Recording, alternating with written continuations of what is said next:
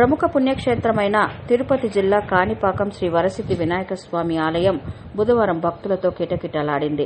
విద్యార్థులకు ప్రభుత్వ కార్యాలయాలకు సెలవు కావడంతో భక్తులు స్వామివారి దర్శనానికి పోటెత్తారు.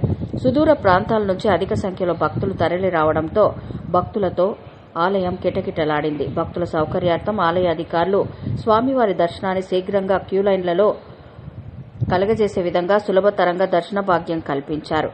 ఎలాంటి అవాంఛనీయ సంఘటనలు జరగకుండా ఎప్పటికప్పుడు ఆలయ ఈవో పెంచల కిషోర్, ఏఈఓ రవీంద్రబాబు పర్యవేక్షించారు.